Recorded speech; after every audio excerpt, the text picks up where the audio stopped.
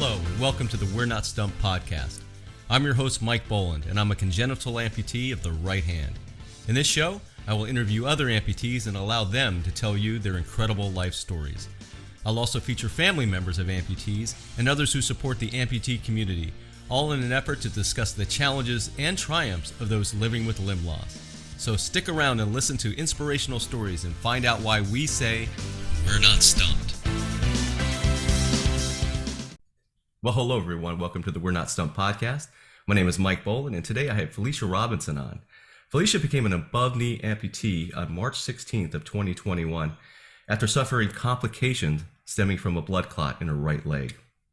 After doing quite a bit of research, Felecia found there is really not a central place to go to for information for people like her. So she decided to take on that challenge and create a website that has both a wealth of knowledge and information. So Felecia, thank you so much for being on the We're Not Stumped podcast. Thank you for having me. Oh, I'm honored and blessed. And I'll tell you, we had, just so people are listening right now, we had about a 50-minute conversation before this episode. It was I love doing that. I said it to Amira on the last episode. It's so fun to be able to talk to people and get to know them. So I appreciate the time that you gave me there. What we always do on the We're Not Stumped podcast is allow our guests to tell their story in their own words. So Felecia, I'd love to hear the Felecia Robinson story.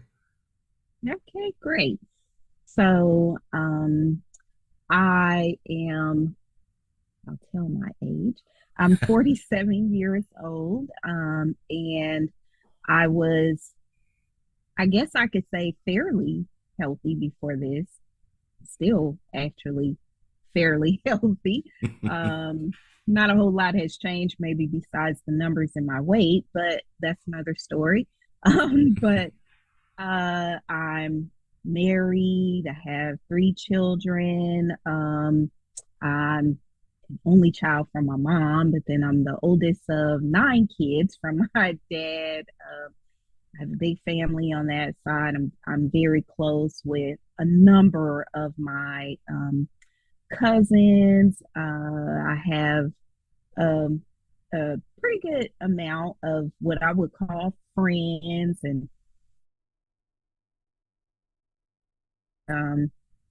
I prior to this, I was working I just actually gotten what I consider to be one of my dream jobs as a social worker. I just started in January. I started on January 19th, and then this happens starting March 11th. Wow. So I literally, only had the job a few months, but I had been applying for this job for probably 5 years prior to that, to then get the job and it in so quickly. And honestly, for just that short period of time, those people still know me. They are very supportive of me. In fact, I still speak with the HR person sometimes on a personal basis. They still have my name stating, whenever you're ready, you can come back.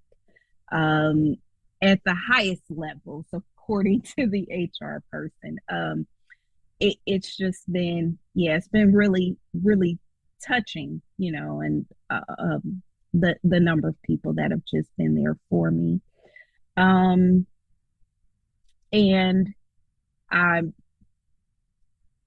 was a student prior to COVID. I actually took a little break. I'm a Master of Social Work student, and I took a little break prior to COVID, and then COVID happened, and then this happened during COVID. And so I tried to get back into school, which is a whole different story because I'm kind of stuck in an internship process, and I can't get out yet to do that field work. So I'm stuck at field classes until I can go out and do that. Then I had to pull my enrollment back again. But anyway, I have a bachelor's in psychology. I really, really love psychology. And honestly, you're probably the first person I've really kind of shared this with, besides people who are close, is that maybe one day I'll have the opportunity to coach people or counsel people or something. I don't know if it would be amputees. I have a lot of other things that I'm passionate about, but I'm also trying to find out where God wants me to be. So that is also something that rolls over in my head daily is where does he want me to be? Um, so obviously, I believe in my faith. And on March 11th, just as a short story, I woke up in the middle of the night, nothing different. I just had to go to the bathroom and I suddenly realized, not in a haze or anything, just completely awake, like, what's going on? Why can't I see? Can't see. This is weird. And then I guess when I got my focus together, what I realized is that it was my nightshirt over my face. And so I was like, oh no, if my nightshirt's over my face, I'm upside down. But how did I get upside down? What happened? So I sat down on the floor and kind of just as a backstory, this was a Wednesday or Thursday, I don't quite remember, but the Sunday prior to, I had gone to emergency because I was having, I believe it was either abdominal or back pain. So I had gone to emergency and they didn't really find anything too much wrong. They had given me some medication. I hadn't actually started the medication.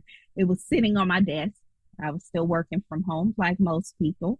I was in a social work training class. We had to be on Zoom daily, and so I was, I show up for that. So anyway, when this happened, I'm like, what is going on? I just went to emergency and now I passed out. There was no warning that I was going to pass out. So I sit down and I'm in a little water closet area of the bathroom. So it's so small, my back's against the wall, and I have my two legs on each side of the commode. And I'm like, what just happened? But as quick as I thought that, my left leg begins to fall asleep. So I start to kind of pat it because I'm like, oh no, I've got to get up off the floor. I have to get back to bed. It's probably two something in the morning. I didn't even know what time it was, but I knew it was the middle of the night. I'm like, I got to get back to bed. I have to get up for work in the morning. But in the midst of doing that and thinking that, my right leg begins to fall asleep. So the left one is waking up, but now the right one's falling asleep. So I start to pat that leg. I'm also trying to be quiet because I didn't want to wake my husband, because even on Sunday, I didn't want to go to emergency. He called my mom. He called cousins. He said she won't go. My mom's like, do I have to come over? And I'm like, fine, I'll go. So he knows that I hate to go to the hospital. So I said, oh no, I don't want to wake him. But the weird part is he didn't hear any of the pass out, anything else. He comes to the bathroom and he knocks and he's like, what's going on in there? And I guess I was louder than I thought. He could hear me. And I said, come on, come in. I guess I'm also getting panicked. I'm like, sure. Help me, hit my leg. It's, I've got to wake it up, help. And he's like, what? So he squeezes, again, it's small, so he can only squeeze his top half in.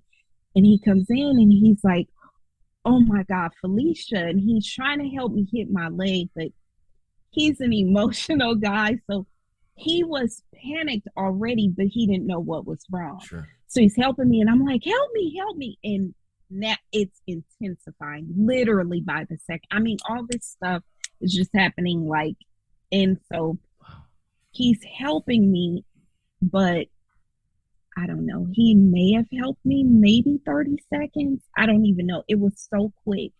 And I just screamed, call 911.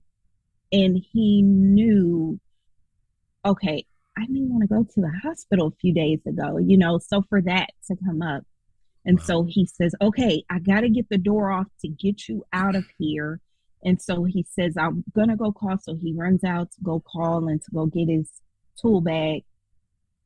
But I become claustrophobic. So I squeeze myself close to the commode. I squeeze the door past me. By the time he comes upstairs, I'm out of the bathroom. I'm out of the water closet area. I'm laying on the bathroom floor and I had thrown my leg up on the wall. The pain Wow. It was unimaginable. I can't even explain what the pain was like.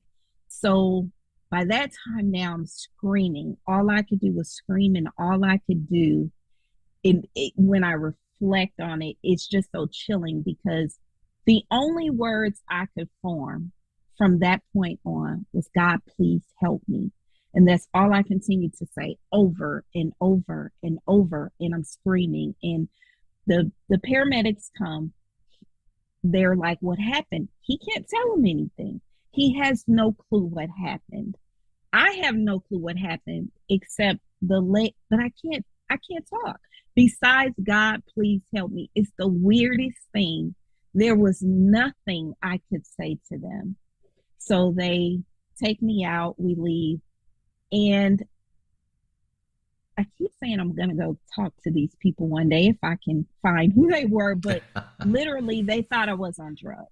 And so once I'm in the ambulance, I can hear one of them saying, she's on something. I just don't know what she's on. And I'm like, oh my God, I know they're going to report this back. I know you and I have never spoke about this, but just to put this in, I'm an angel mom also. This isn't the hardest thing I've gone through. I've lost a 3-year-old, and she was born with cerebral palsy. So she was born, she had always been pretty much like a vegetable. And so I've had a lot of doctor's appointments. I've had a lot of, emergency visits. I've had, she had a lot of PT. Just everything, throughout her 3 years that she was here. It was nonstop doctor, doctor, doctor, doctor, doctor. And so I'm familiar with, in that ambulance, this information they're relaying to the hospital. And so I'm thinking, oh no, they're going to tell them I'm on drugs. I've never done drugs. I don't do drugs. I don't smoke. I don't drink. But I can't even tell them. There's nothing I can say besides, God, please help me. But I'm in so much pain that I was literally, I tried to throw myself off of the stretcher. It was just so awful. And so he said, she's just way too erratic. So he said it again a second time later. She's too erratic. She's definitely on something. I just don't know what. And I'm like, oh my God, please, like, what can I do to tell them? So long story short, we get to the hospital. I pass out. There's nothing I know from beyond that point. I do know I must have been going in and out at one point because I heard him say, she's not screaming as much. So, she's definitely on something, and it's causing her to kind of go in and out. And so we got there. I must have still been screaming, God, please help me, because I don't remember, but I remember him saying, okay, okay, okay, we're here to get you help. That's the last thing I remember. And Everything else. I was going to say, you went to bed feeling fine, and then all of this. Wow, that's quite a story. Yes, nothing. There was, when people ask like what signs, nothing, absolutely nothing. If I could tell someone to be aware of a blood clot, there was nothing that I could tell anyone that was, besides maybe that Sunday before, maybe that was something. But other than that, this is days later. There was literally nothing. So long story short, I end up at the nearest hospital. I didn't even know where I was. I just knew, that we had made it. Yeah. And that was it. So everything else from that point on is what I've been told after I woke up. I suffered 2 cardiac arrests. Wow. And Wow. when my husband and mom, because they called him and said, come now. And that was, I guess, after the first cardiac arrest. They called him again and said, where are you? Because they couldn't tell him over the phone what was happening. So when he got there was when they told him I had already been through 2 cardiac arrests.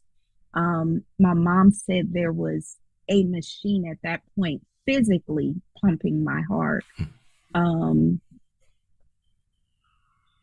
Everything that I know of more or less had shut down, everything. And so they decided they knew I had the blood clot. I'll start there. They knew I had the blood clot. They decided to do surgery.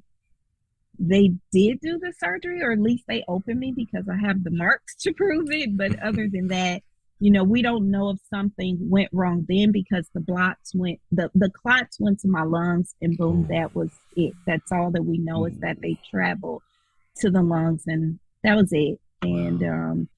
so they had decided they would contact Emory University here because they have the ECMO device. So Emory came to the hospital that I was at and placed the ECMO on me. They then transferred me to Emory later. They had already told them, they, because of COVID, they would, the only way they would be able to see me is if they were picking me up to come home, or if it was an end of life. So needless to say, they contacted them.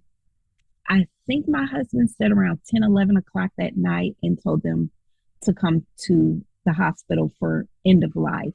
Oh boy. Um, so they came to the hospital.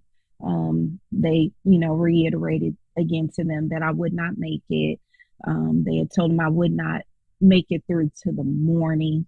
They'd also asked them they'd asked my husband to make me a DNR.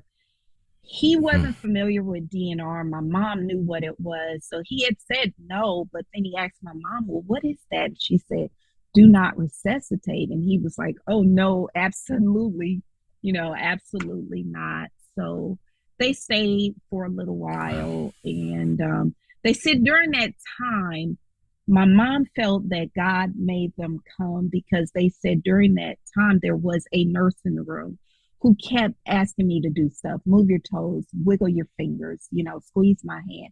And they could see, excuse me, physically see me trying to respond to those actions. Hmm.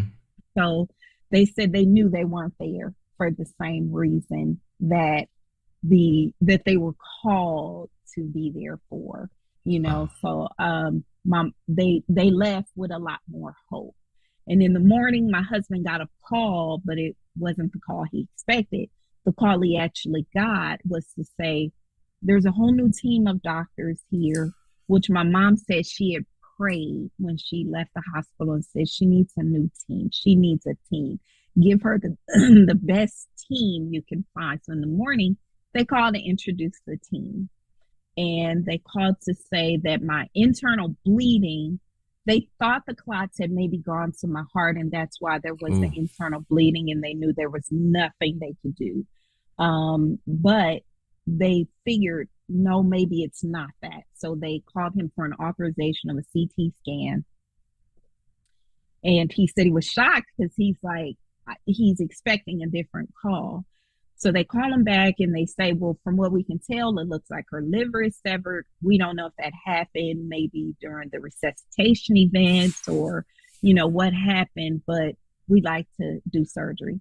So they opened me from the bottom of my chest cavity to the very end of my stomach. Um, they would, long story short, they would leave me open until the 16th. So this Wow. was now the 12th.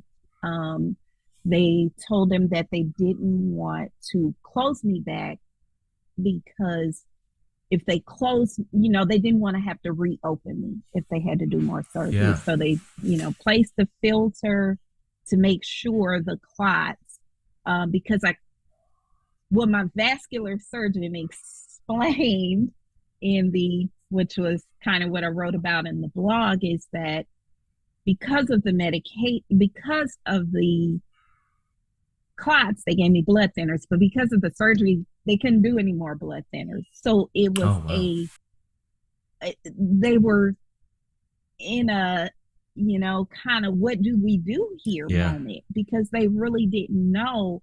what to do, but they couldn't give me any more medications, but they knew the clots were traveling. Mm, So not they good. placed a filter, and the filter is like a little what he explained to me, it's like a little umbrella sort of thing, Oh. and it goes in the upper part of your chest, and what it does is it catches the clot. Oh, interesting. So if they travel, go into this thing, this filter. Mm-hmm. And so they placed the filter. I had any number of surgeries. I Don't couldn't even know, even huh? tell you, Yeah. my husband said it was just phone call after phone call after phone Yeah. call, because even what I've learned from him in this process, once he authorized it, somebody else had to call back to verify that he authorized it. So it would be kind of a two-part thing. Um, so it was just nonstop, nonstop, nonstop. And then finally, on the 15th, they had decided they would be able to remove the ECMO. ECMO, just in case anybody doesn't know, ECMO is designed for patients that are having some sort of heart surgery. So what ECMO does is it takes the blood out and puts it back in. It works as the heart. Oh, interesting. I didn't know that. So yes, so what it's doing is it's operating as the heart as long as that person is in surgery. It isn't designed to work as life support or to work for an extensive period of time, because it's also cutting off the blood flow of the Oh. lower limb, because Oh. it goes inside of, like, I guess kind of like the groin area Mm-hmm. almost, and it goes inside of like some stomach area or chest cavity. There's like these two tubes, is what's been explained to me. So one takes the blood out, puts it in the machine, kind of cleans it up and puts Sure. it back And in. then puts it And back so in. it's right, it's recirculating. But again, it's meant for, even if you have a 20-hour long, heart surgery, open heart surgery or something, it will be enough where still they could take this machine off and you not lose any limbs. And But that's this is is now, Oh, I was just going no, to ask go a ahead. question. So it kept you alive, but it also probably cost you a limb. Is that correct? Am I saying it That correctly? is exactly correct. Okay. So that is actually what cost me the limb, not the blood clot, which is, a interesting story in itself, Yeah. is that the ECMO is what actually caused it, because of being on for so many days. So they knew that they constantly checked the pulse and all of Mm-hmm. that, and foot and all these things, and they knew they were losing it. Yeah. So they knew this may happen, but they had, because at one point my mom asked, well, can't you just remove it? And they said, no, she'll die if we Wow. remove it. Wow. So it was, something that had to be on the entire time until they could get me stable. And as you read in the blog, my doctor clearly tells me that I had 0% chance to make it without that. Wow. Regular life support would not have helped me, basically. Wow. They could not have saved me with normal life support. And So it was absolutely necessary. and you had said earlier too in our private conversation that there was a chance you were possibly going to lose your right hand as well because of the life-saving measures. Is that correct?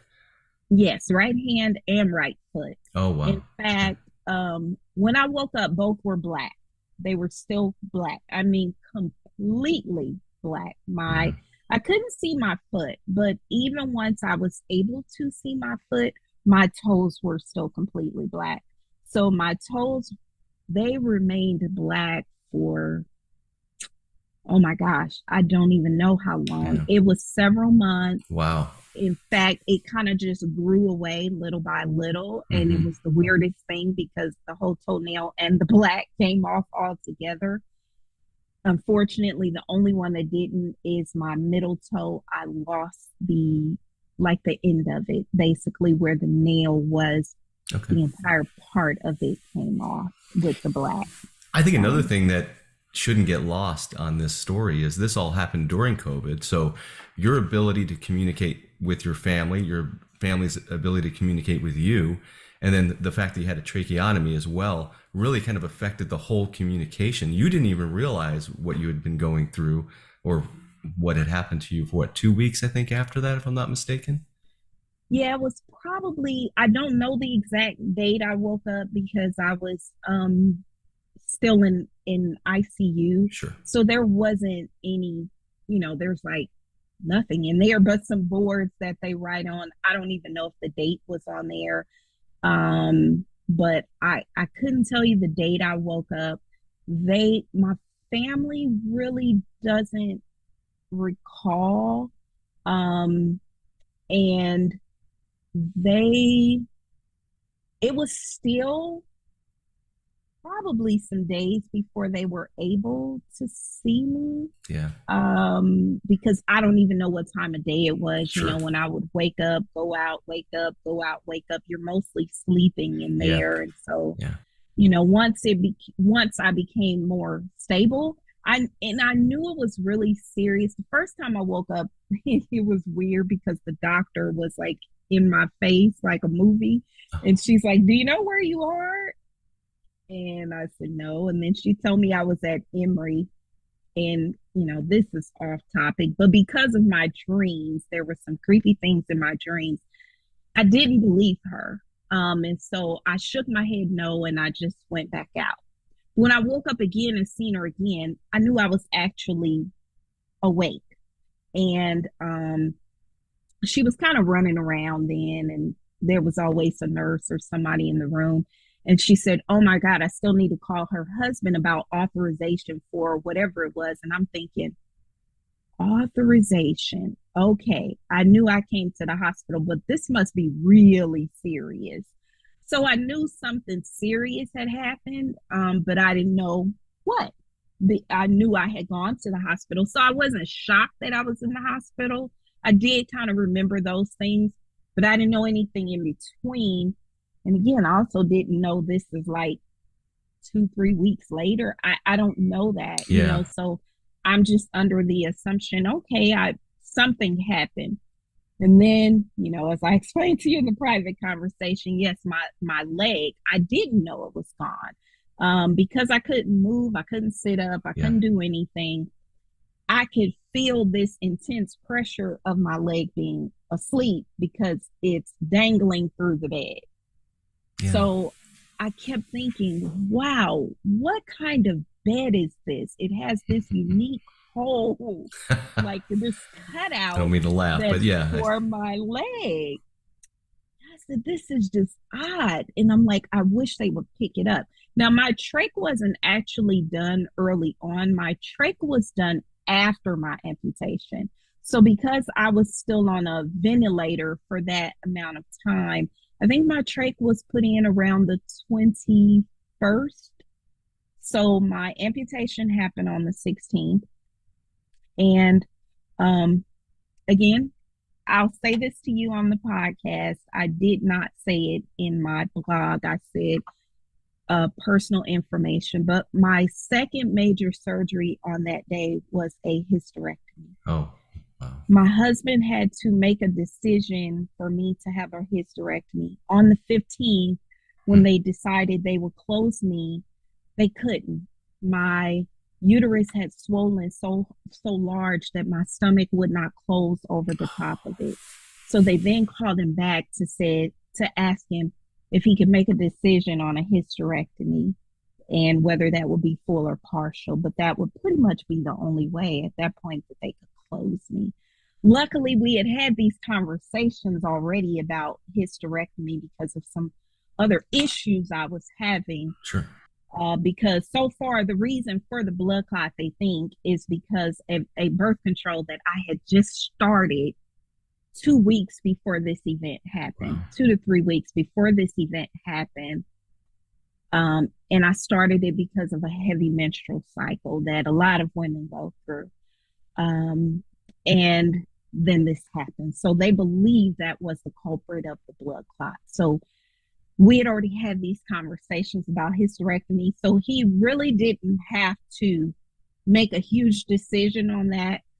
Excuse me. But because of that, I had to have both of those major surgeries on March 16th. Wow, there was a lot more to the story that I didn't realize. So thank you for sharing. I really appreciate it. You also talked Yes. about in the private conversation about a lot of the research your husband was able to do, and maybe the lack of some of the resources, and that kind of inspired you to make your website. Is that kind of how that transpired? Yes. He did a lot of research. He would come and tell me things when he could have his visits. Again, still being during COVID, Yeah. the hospital had opened up certain days, maybe like 3 days a week that you could visit. And only one person could visit at a time. So my initial visit, they did let he and my mom come. And then after that, they had to kind of flip flop who could come visit me. And so he would tell me things when he would come or if we talk on the phone. And he was learning a lot. And he loves the Genium X3, which is by Autobot, but it is very difficult to get. You have to be one of those amputees who are doing all of those amazing running, jumping, hiking, Okay. all of those things in order to really qualify for this thing because it's waterproof and all these other things. Interesting. And we love technology. And so he said, I really want her to have the best. And I know she would want this. So when he'd come visit me and say, this is what you're going to get. And I've looked at this, and I've looked at this, and I think this is cool. He was looking at sockets. He was looking at complaints about sockets. He had joined amputee groups. I mean, he was doing so much stuff. That's great. But we had gone when we finally were cleared to go for the visits to the prosthetist. We'd gone and they started telling us about some of these things. He knew about K levels. He knew about all these things. And so they told him it's almost impossible to get this X3. And she's just not going to qualify unless she can prove that she was doing these things prior to the amputation. And so then they talked to us about C-leg and you being an upper limb amputee, you're not familiar, but C-leg is like it's like the Ford, I guess, of cars. It is like the most used knee for above the knee amputees. And so they spoke to us about C-leg and they gave us a wealth of information.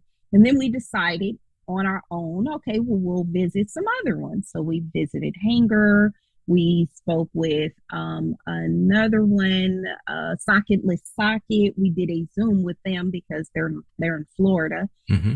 And we visited Hanger. Well, when we visited Hanger, excuse me, the prosthetist there talked to us about the links. What is that? So he explains, I've been using it. He's younger, and maybe that's why, I don't know. He originally went into this because he liked the prosthetics. But then he said he switched and became a prosthetist, but he is like so in love with technology and these prosthetics, so he tries to keep up. And so I'm like, well, what is that? So we come home, we look it up, and we find the website, but other than that, we find very little information on it. Well, we're Googling, and we happen to find, and I'm sure you may be familiar with her, Kosi Talks. We find her on Facebook, and she has a video of somebody who's a what do you call it? Bilateral amputee. Yep. And he uses them. He's an older gentleman. He's so funny. He's been an amputee for I don't know how long, but he's hilarious. And he uses the legs. And we watched the video on it, and we thought, well, why didn't they know about the links? And what we determined during these visits, these interviews, and what I try to share with other amputees is always interview multiple, because what I wasn't aware of, me becoming this way, is that this is a lifelong relationship. I never knew that. When I found out I was an amputee, I thought, oh, okay, I'm going to eventually get up, I'll get a leg, and I'll get walking. That's how it works. I see other people do it. You just put it on and you go. And so when I went for the first visit, they were a little, I think, kind of thrown off too, because some of the things that we were like, he's like, oh, she likes to dance and she likes to skate and she, and we're telling them all this stuff and I'm going to get back to that. And they're going, okay, yeah, great. And although they're great because they never tell you can't do it, but they know that as an above the knee, the likelihood of some of the things that you're saying, the leg doesn't have all these capabilities to do all these things. It's limited to what it can do. You can't really make a lot of side movements very easily. You have to pick that leg up and move it. Whereas a below the knee, they still have their knee so they can move. And so you don't know that. So again, coming in, I didn't know these things. Sure. Didn't know it was a lifelong relationship. Didn't know these components need to be replaced every so many years. So they really had a long, we were probably there 2 hours for this meeting that was supposed to run maybe 45 minutes to an hour. And I was blown away when I left. And then the second one with Hanger, he really didn't go into that much depth. He just kind of talked about things, but he introduced me to the links. But it let me know, even during the visit with socketless socket, I learned a lot about it, but I couldn't really understand. I didn't really have the connection. So I ended up where I am with ProCare because I made a connection with the individuals and the things that they explained were so necessary. And so I learned a lot, and it helped me learn. The hospital did recommend ProCare initially, and that's who we ended up going with. But I know that you don't have to go with who's recommended to you, that you should do several interviews because, and this is a real interview. It's for you. It's not for them. This is who you're choosing to have your care with. This is who you're choosing to have these components with. You want to know that they're not afraid of either the technology that you want, that they're on pace with what your desires are, that they're not afraid of where you're trying to go and what you're trying to do. And that's very important. And so I do want people in the amputee community to know that you don't have to choose just the person, and you should interview multiple. And we did. And I'm glad because it helped me learn about the links, but it helped me understand that why doesn't this information exist? Why doesn't somebody tell you I didn't even know they're called prosthetists. We didn't even know, how do you even get to them? Where do you get the leg from? This was not something where even somebody was able to come visit me because it was COVID. So I couldn't have a peer visit from Amputee Coalition. Although my husband didn't even find them when he was Googling all this stuff. So there's so much that we didn't know. We kept asking the hospital, well, how do we get to these people who do the leg? Who is that? Where we go? And they kept saying, oh, don't worry. You'll get to that. Oh, don't worry. Until we eventually found out that the vascular surgeon's office would set that up, that I needed a prescription to get a leg, that they had to clear certain things. None of these things were said until, I'm going to say, maybe, I think I may have just gotten out of rehab when it was finally told to me. And so that, even with all of the research he was doing, he couldn't find these answers. And then there were little gadgets. And then on the way home, as I explained to you, when he picked me up, they did have, luckily where I was, they have a little fake car and they have you practice getting in the car. They did tell us about the little handle that I use on the door. That will be helpful. Because of everything I had gone through, I had a lot of issues, including in acute rehab. I couldn't even take advantage of everything because there was still leftover blood left over in my abdomen. They thought it was maybe from a washout of a surgery. It made me intensely ill to the point where I lost about 50 pounds or Wow. so Wow. within, 2.5 months. So I was very weak. Yeah, it was just, I didn't even learn how to sit up until maybe a month later. Wow. So everything was kind of, because of all I had been through, this wasn't a normal thing. Um, and so there was just a lot that I didn't get to, I guess, what some people go through as a normal transition. They learn a lot of these things even pre-surgery Sure. before they make the decision. They Yeah. learn a lot of these things where that wasn't the case for me. So I was like, where can people go when we found out about when he picks me up at the hospital? They say, don't, we have two SUVs, but one is smaller. And they say, don't bring the taller one because she might not be able to get in, bring the smaller one. Well, the smaller one has side boards. Yeah. And so when we backed the walker up, the walker stopped. Oh. And we could not get me to the seat because there's a huge gap. Wow. So he ended up having to physically pick me up and put me in the car. And so Wow. he's like, okay, so why doesn't something exist for this? And so, as I told you on the way home, he's like, something has to, why doesn't something exist? He comes home and I guess he searched. I didn't even know he's searching for it. And he comes to me and says, look, this thing does exist. And so that device is completely foldable, completely flat.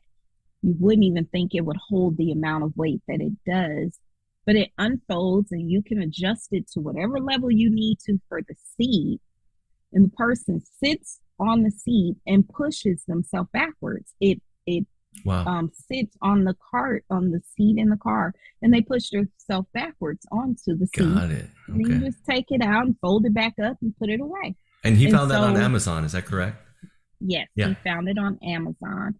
And so we found that. And so that was kind of like a aha moment. Sure. And then as time would come, the links became another. And I'm like, why doesn't this stuff exist? Yeah. Like, why are we finding stuff by accident and where is this stuff?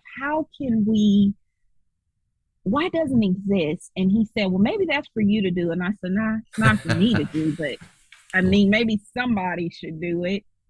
And then I think really later, I know that did happen before. So I was denied, as a lot of amputees are, for the links. I was denied. They said that I was denied for a microprocessor completely, not just the link. So I couldn't have even have gotten a C-leg. They said no, and I forgot the reasoning, but it was really weird, and to use this word, but my prosthetist was stumped. She said, I've never seen this before. I don't even know what to do. I have never, as long as I've been doing this, seen this response. Mm-hmm. Well, things happen for a reason. Yeah. So the links connected me to Kosi. Well, oddly enough, Kosi had a show where oftentimes she would talk about a lady, or it might have been on that show, who would help with insurance denials. Oh, nice. And so I went, okay, first they put in the appeal. The appeal got denied. So now I say, Kosi always talks about this lady, Julie. Let me reach out to her. So I sent her a message on Facebook. She said, tell me a little bit. And she said, Julie's a below the knee. I don't think she does above the knee, but I'll ask her. So Julie said, sure, I'll be happy to talk to him. So we connect with Julie. She helps us out. She does all the paperwork. We send it back and we get the approval. Oh, very nice. Wow. Yes, we get the approval. And so so now I think, okay, people don't know this stuff out there. So I reach out to Julie, say, hey, Julie, do you mind if I include you on my website? And she says, sure. But then when I go to Kosie's website, I asked her if I can include her. She said, sure. When I go to her website, I see Amp You Up, and I said, what is that? And when I click on it, it's Julie's website. Oh, very She nice. has a whole website where you just fill in your information, where her organization helps with denials. And that's called Amp You Up? It's called Amp You Up. Okay, It's on my website. It's on perfect. the extra page. Yes. And so these things are things that people don't know Yeah. exist. Yeah. They don't know that things like 50 legs exist to help with providing a lower limb device when you don't have insurance, or when they're not going to give you one, or when they're only approving you for a certain type, or there's all these things that are out there, but they're all separate, and there's nowhere to go for them. I believe Amputee, though, may have just developed a resource, and They did. You're correct. I think yes. You're correct on that. Yes. Yes, they just developed a resource. I haven't gone through everything on there, kind of scanned through a little bit, but I said I would take my time to go through there. And you see, I'm not afraid to mention somebody else because we're all here to help. Absolutely. So that does not bother me. Not at all. I love what they have done. They have more exposure than I do, so great hats off to them. I think that's awesome. But I'll still say this. You took on the challenge of creating that website. As we talked about earlier, it's not like you were in the industry of building websites, and you did it. And your website is a wealth of knowledge. As a matter of fact, you mentioned Cozy Speaks. Is that what Cozy Talks? Cozy Talks. Yes, I learned about that from your website. So your website is a wealth of knowledge. And let's talk about the URL. It's a cutabovetheknee.com. Is that correct? Yes, cutabovetheknee.com. And I will. And yes, Cozy, she does upper limb things too, just so you know. So she's a PT for amputees. Perfect. And she definitely has upper limb videos also. So there's things available to people like yourself too. But yes, it's Cut Above the Knee. That wasn't the initial name I came up with. I can't remember the name I came up with, but one day that came to my mind, and I said, you know what? I'm going to just go with it, because if I just keep thinking, I will never do it. I will never make it up. I made myself do it, and I made myself actually release it, ready or not, on my anniversary. I think I did it on. Wow. When it was 1 year later, I released it then. I continue to work on it. There's still more and more that I want to add to it, but I definitely try to make sure that people know. And it's also because my husband met other amputees, and he spoke to one day, and he said, he asked him something about a microprocessor, and he said, what is that? And he's a bilateral. He said, what is that? I don't even know what that is. And he's like, what? And I was shocked. And I'm saying, he doesn't know what that is. This guy has been an amputee for years. Why doesn't he know what a microprocessor is? I learned about how much energy you use, and how the microprocessors help you reduce that energy, which of course helps with your overall health. It helps with extending your life, because you're not utilizing so much just to take a step or just to do movements. And so because these devices learn you, they are there to react as close as possible to a normal limb. So they're trying to determine, are you falling or are you just stepping? And because they work through apps, there's things that people could do to say, oh, okay, well, now I'm riding a bike. I don't want it to be as tight because I'm not falling. I need the knee to be looser so that I can just ride the bike. And they can set these things to do those things. Or like how I said, the X3 being waterproof. People that maybe do a lot of water sports where they Sure. don't want to take their leg off. Maybe they fish and they go on a boat. They Yeah. don't want to take their leg off. Maybe they just walk a lot. Maybe they don't do anything but walk. And if they walk their neighborhood or something, they don't want to get caught out in the rain in Florida or Georgia where it doesn't warn you, it's just thunder and then boom. They don't want to get caught out and their leg is exposed. Yeah. That could still be helpful for them. So there are these things, and there are other sockets.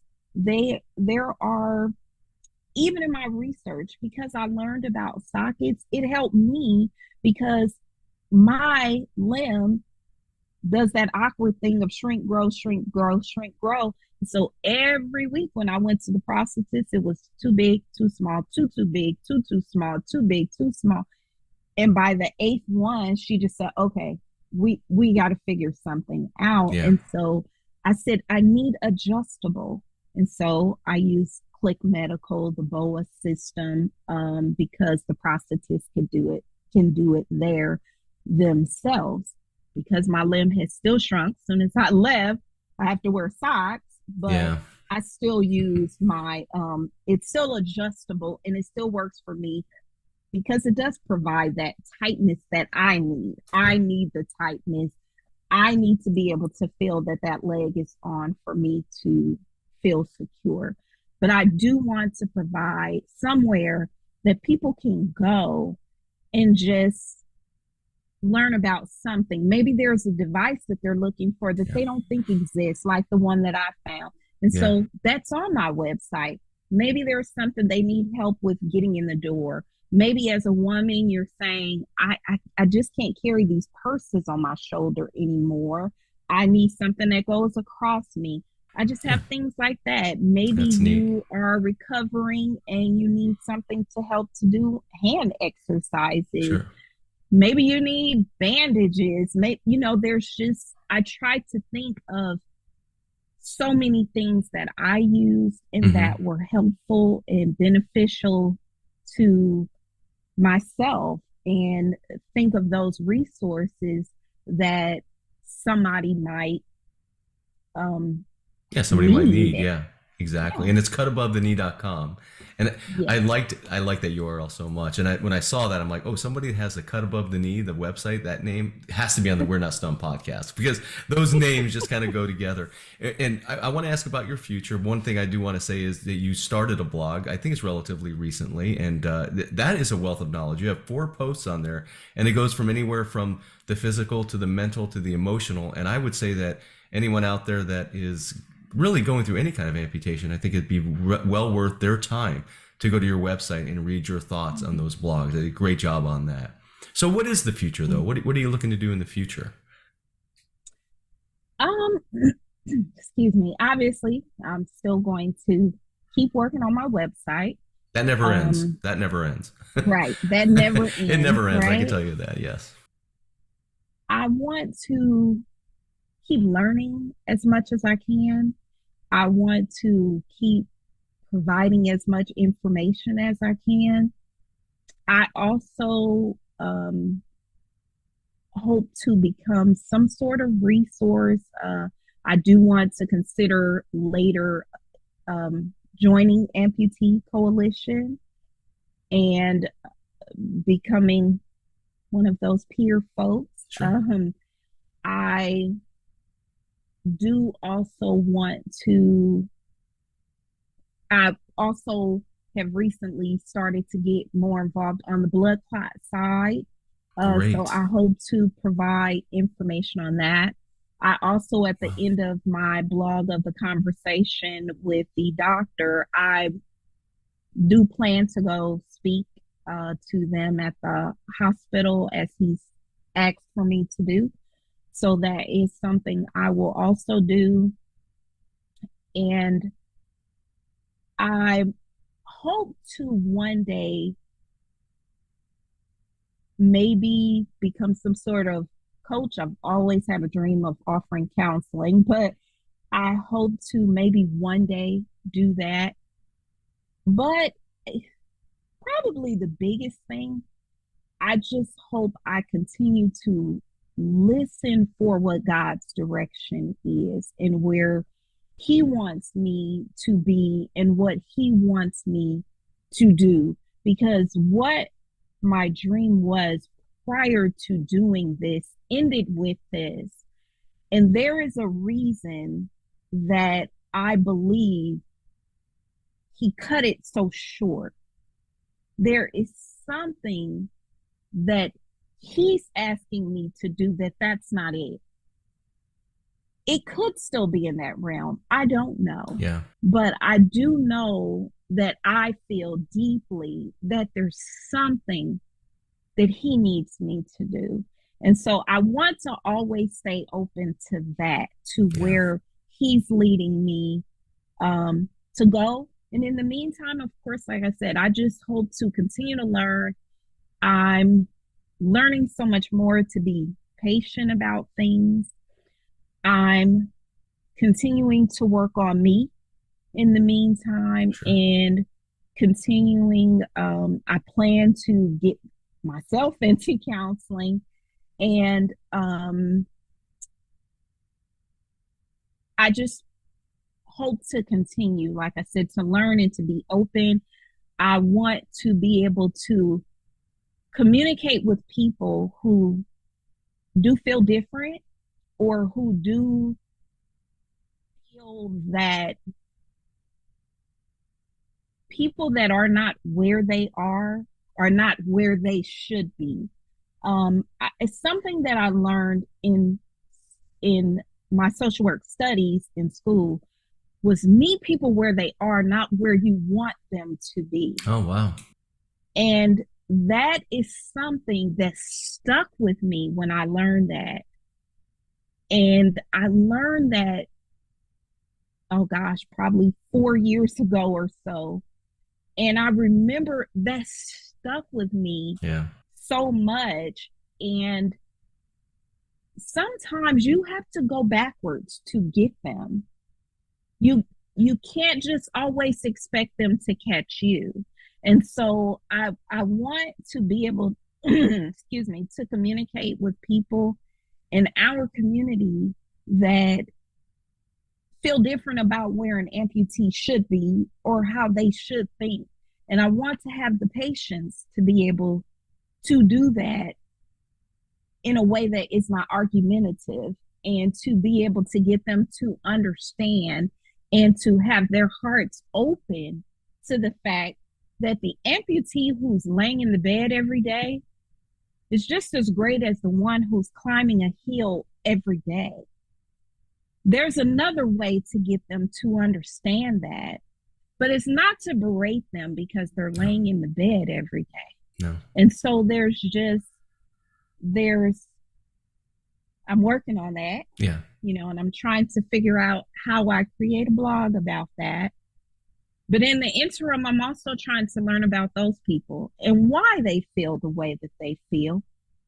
And at what point, because we all have to realize they weren't always there. Yeah. They did not just wake up and were happy they were amputees. In fact, many of them share their stories about what they had to go through and where they had to come from. And there's been a disconnect sometimes. Yes. In getting there. Yes. And saying, I have to pull everybody else out of it. You don't. Yeah. You don't. And so I want to be able to find a way to communicate that. I love cheering on other amputees, even when they are taking a first step with a walker in their device, or without a device and a walker.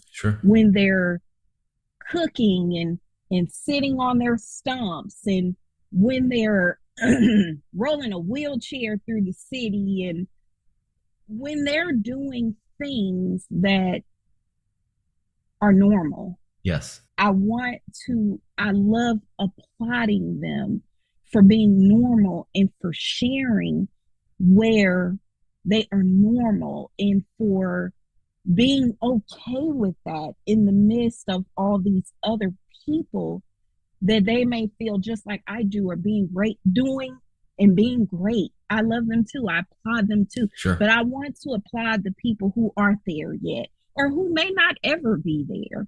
I was never an athlete before this happened. And so I had to laugh to myself the other day and say, what am I going to be offended for? I was never there before this. I'm never going to run. Like, I didn't run before this. So I think that's them, but I'm never going to run. So I don't need a running blade. There's no need of me pushing myself to that. But it's okay if I don't need a running blade. Absolutely. I can still applaud the people fighting for everybody to have a running blade. So it's not about just where I am or where someone else is, or, you know, if they don't have a device, or if they don't want to use it, or if they do want to use it, or I just want to make sure that everybody can feel comfortable with who they are. And if they're not, how do we work with them to get them out of that? What are the things that we can say that will help their spirit during those times? And so I hope to get there. Well, I'll tell you, we're all on different journeys, I think. And I love how you just explained all those different journeys. We're all different. We're all a little bit different, just in general. And an able-bodied person, if that's the correct way to say it, they're going to have their down days too. So at the end of the day, we're all human. But what I really... And I said this to you earlier, you are already giving back. Your website is a wealth of knowledge. Again, it's cut above the knee, and I'll have the URL in all of the descriptions too. But as I said to you earlier, it's not about just going to like Google Analytics and looking at your KPIs, looking at your bounce rate, looking at how the acquisition funnel is. You're making an impact with that site by the people that are going to it and reading your blog. And I think I can't recommend it enough for all amputees to go take a look at your site, especially the blog, and look at some of those personal stories. So I thank you so much for being on the We're Not Stumped podcast. It was a pleasure to get to know you both before the actual recording started, and certainly talking to you during the episode. So thank you so much for being on the We're Not Stumped podcast. Thank you so much. And I look forward to continuing to watch your work and hopefully to speak with you in the future. It was really great. You have a very great podcast, and I'll say thank you to you for what you're doing, because what all of us do matter, and you're putting out a way that people can learn and listen from others that are like them, or that are in the community with them, or as you say in the beginning, that are family members of them, that are an extension of what this community has to offer. And I think that takes a lot of bravery. So I actually thank you for what you're doing. Well, that's very kind of you to say, but I took your time today, so I thank you. And you have an open invitation to come on anytime you'd like. Thank you. Thank you. And the last thing I'll say for those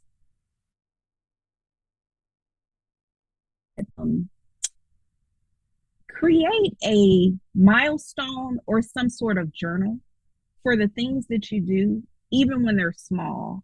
If you combed your hair today, if you stood up and brushed your teeth today, if you used your one arm to button your shirt today. I did. If you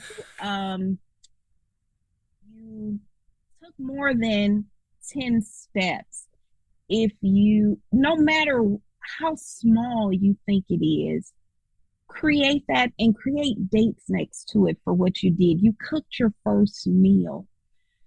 You will one day be able to look back at that and see how much you've grown in your journey, no matter how small you think that journey is. So that's the last thing that I invite the new amputees to do, even if you're further along. If you want to do it because you still want to see your growth, create that journal and applaud yourself along the way for everything that you learn how to do. Celebrate yourself. Very well said. Thank you.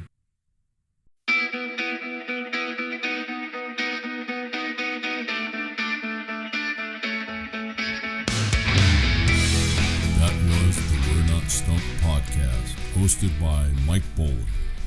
If you want to be a guest on the program, reach out to Mike at his email address, mike@mikeboland.com.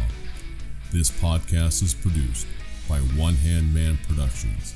If you are looking to start your podcast, go to onehandmanproductions.com.